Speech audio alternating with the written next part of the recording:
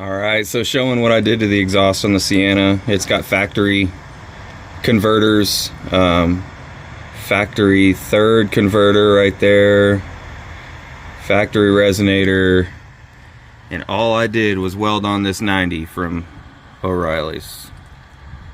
That's it, just one 2.5 inch 90. Fits pretty clean if you cut it right after the flange there, and this one I kind of had to fill it in a little bit. Don't make fun of my weld. It's a titanium 110 volt flux core from Harbor Freight. It's sealed up, but anyway, this goes out the back, and that is what I did for the exhaust.